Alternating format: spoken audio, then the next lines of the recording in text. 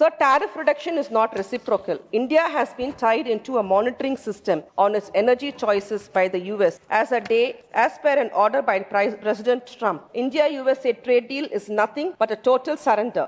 India surrenders and US has won. இது எப்படி இருக்கு தெரியுமா சார்? நீ அவல் கொண்டு வா, நான் உமி கொண்டு வரேன். அதை நாங்க ரெண்டு பேரும் திண்ணையில உட்கார்ந்து ஊதி தின்னலாம். What Trump says to Modi ji is, what is yours is mine, what is mine is my own. This is the concept right now, sir. Sir நம்ம தலை தப்பிக்கணும்னா சில சந்தர்ப்பவாத சுயநல புலிகள் யார் காலையும் பிடிக்க தயங்க மாட்டார்கள் என்பது காலை பிடித்தாவது காக்கா பிடித்தாவது தன்னை காப்பாற்றிக் கொள்ள நினைக்கும் கயவர்கள் வாழும் உலகில் அரசியல் அல்ல, இதெல்லாம் சாதாரண அப்பா என்று சொல்லக்கூடியவர்கள் தான் நம்மளுடைய ஒன்றிய அரசு. ஆஃப்டர் ஆல் தேவைக்கு காலை பிடிப்பதும் காலை வாரி விடுவதும் ஒரு சிலரின் கொள்கைதானே. Catching the legs and surrendering to the people, especially American Trump, that is mentioning about the Prime Minister, sir.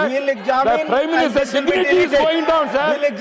Narendra Modi is the Prime Minister of this country. We have to respect them. It is unfortunate that the Honorable Finance Minister is ungrateful to the state where she is born and raised. In the budget, அவர் பிறந்த வீட்டுக்கும் பயனில்லை, புகுந்த வீட்டுக்கும் பயனில்லை. எந்த மாநிலத்திலிருந்து MP ஆகப்பட்டாரோ அந்த மாநிலத்துக்கும் பயனில்லை. இப்படி யாருக்கும் பயனில்லாத பட்ஜெட் தாக்கல் செய்வது நியாயமா? இல்லாத மேடையில் ஒன்றில் எழுதாத நாடகத்தை நன்றாக படிக்கின்றார். இதையெல்லாம் காது கொடுத்து கேட்க வேண்டியது நமக்கெல்லாம் இடப்பட்டுள்ள தலையெழுத்தாக கருதுகிறேன். I would like to remind the ruling dispensation one important piece of advice. ஏழையின் சிரிப்பில் இறைவனை காணலாம், ஆனால் அந்த ஏழையை சொல்லன துயரத்தில் ஆழ்த்தினால் ஏழையின் கண்ணீர் ஏவுகணையை காட்டிலும் சக்தி வாய்ந்ததாக அமைந்துவிடும். அது உங்களை தாக்கும் போது நீங்க இரத்த கண்ணீர் வடிக்க நேரிடும் என்பதை மறந்து விடாதீர்கள். நீங்கள் போற்றி ஆதரிப்பரும் சனாதனம் தர்மத்தை நாங்கள் நம்புவது கடைபிடிப்பது சமதர்மத்தை மாண்புமிகு தமிழ்நாடு முதலமைச்சர் திரு மு.க. ஸ்டாலின் அவர்கள் வார்த்தைகளில் சொல்வதென்றால் சமத்துவம், சமூக நீதி, சமதர்மம், சகோதரத்துவம், மதசாரின்மை, மொழிப்பற்று, இன உரிமை, மாநில சுயாட்சி, ஒன்றியத்தில் கூட்டாட்சி ஆகிய அரசியல் பண்பாடுகளை கொண்ட மண் தமிழ்நாடு. இந்த லட்சியங்களை அடையும் பயணத்தில் நாங்கள் நிச்சயம் வெற்றி பெறுவோம். Doctor Kanimozhi NVN Somu. Thank you, Honorable Vice Chairman, sir. Thank you for the opportunity. Sir, on the outset, this budget is yet another failed budget by a Honorable Finance Minister. We have to appreciate her for her consistency. Her consistency to fail in 9 consecutive times is a record. Her consistency is so good for herself and for her party and for her Nagpur bosses, but not for the country. Sir, in the last few years, when the budget speeches echoes through Kural, the people of my state console themselves, at least our language has found a voice, even if our state has not found any space in the budget allocation. But this year, even that symbolic acknowledgement is absent, leaving the people of my state feeling both physically neglected and culturally unheard. So I start with my budget speech quoting Thirukural sir. Velundru vendri tharuvathu mannavan kolundru kodadu enin, which means power may win battles, but justice win hearts and stability. So this union budget 2026 is anti-poor and detached from the country's economic realities. This budget is faceless, baseless, and visionless budget, sir. Sir, this budget offers no relief to workers, farmers, salaried middle-class people, or the unemployed, while continuing to prioritize the big corporate interests. Sir, this budget exposes the blind commitment of the BJP NDA government to a handful of corporate houses. The government cutting subsidies in critical sectors is very bad. The cuts in the food, fertilizer, and petroleum subsidy amount to the direct assault on the workers and peasants. Transfer to states has fallen by lakhs of crores, undermining the fiscal federalism.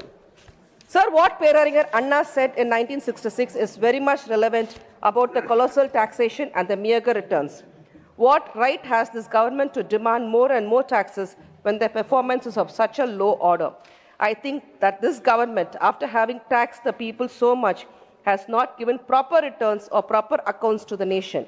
Therefore, though I realize that I do not have the power to stop it, I can abet a crime of allocating colossal sums to this insufficient, inefficient, unrealistic and unresponsive and undemocratic government that is being carried on.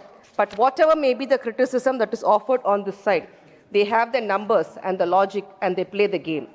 Therefore, Mr. Vice Chairman, offering this criticism, we have to go to the other forum and receive justice from the only source, the first source, the primary source, the public.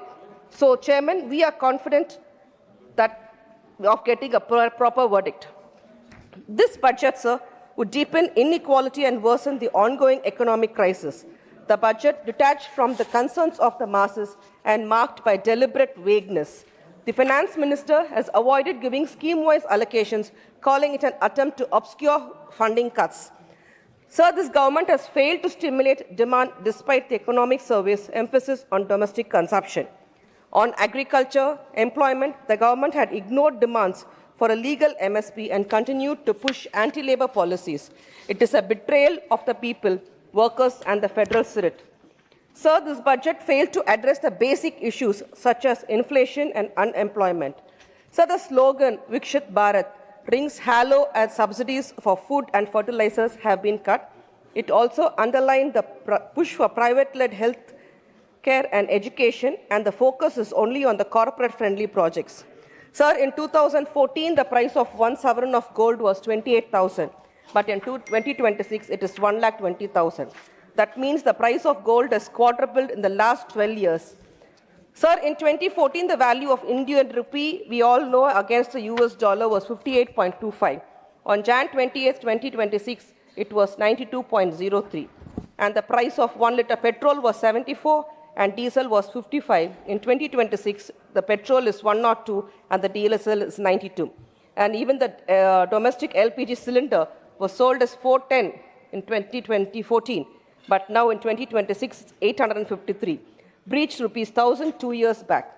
So the price of the essential commodities skyrocketed in the last 12 years, and the several products have gone beyond the reach of the common people. Sir, this honorable ministers of this government, including the Prime Minister, believing that announcing about the government decisions on the X platform is more important than announcing it in the floor of this August House. Such a disrespect to the Parliament, sir. So tariff reduction is not reciprocal. India has been tied into a monitoring system on its energy choices by the US. As per an order by President Trump, India-USA trade deal is nothing but a total surrender. India surrenders and US as one. இது எப்படி இருக்கு தெரியுமா sir? நீ அவல் கொண்டு வா, நான் உமி கொண்டு வரேன். அதை நாங்கள் ரெண்டு பேரும் திண்ணையில் உட்காந்து ஊதி ஊதி தின்னலாம். What Trump says to Modi ji is, what is yours is mine, what is mine is my own. This is the concept right now, sir. Sir, நம்ம தலை தப்பிக்கணும்னா சில சந்தர்ப்பவாத சுயநல புலிகள் யார் காலையும் பிடிக்க தயங்க மாட்டார்கள் என்பது காலை பிடித்தாவது காக்கா பிடித்தாவது தன்னை காப்பாற்றிக் கொள்ள நினைக்கும் கயவர்கள் வாழும் உலகில் அரசியல் அல்ல, இதெல்லாம் சாதாரணம் அப்பா என்று சொல்லக்கூடியவர்கள் தான் நம்மளுடைய ஒன்றிய அரசு. ஆஃப்டர் ஆல், தேவைக்கு காலை பிடிப்பதும் காலை வாரி விடுவதும் ஒரு சிலரின் கொள்கைதானே. Sir, I would like to remind the Honorable Finance Minister that there is a state in India which she conveniently forgot for reasons better known her political bosses. That state, according to the RBI data and her own economic survey, has ranked first in the country in many important sectors and in the top 3 positions in many other fields. The state has the biggest number of factories in India and have given employment around 25 lakh workers, and millions of migrant workers from northern India has greatly improved the livelihood of the people of this country. Sir, the state has achieved a record of 16% GDP. The state is a pioneering champion in decentralized development, is under the dynamic, dedicated, determined leadership of Chief Minister, who leads the game-changer government to ensure that development is not confined to its capital city, but extends to all the districts of the state. Sir, that state is Tamil Nadu, and its Chief Minister is Thalapathy M.K. Stalin, a pioneering champion of the Dravidian model government and the state's par excellence. Sir, due to its great cultural heritage and architectural marvel combined with latest infrastructure, orderly and safe environment, Tamil Nadu is the most important state of domestic and foreign tourists, education and skill development. Tamil Nadu is leading from the front. Tamil Nadu's leadership in school completion and several pioneering programs in the country ensure that the government is dedicated to prepare the best environment for the next generation. Sir, Tamil Nadu excels not only in the IT sector, but also in the automobiles and electronics, which is the sign of stable governance, and that is Dravidian model success. All these data are a testament of the tremendous success of Chief Minister Stalin's Dravidian model of development. It is unfortunate that the Honorable Finance Minister is ungrateful to the state where she is born and raised.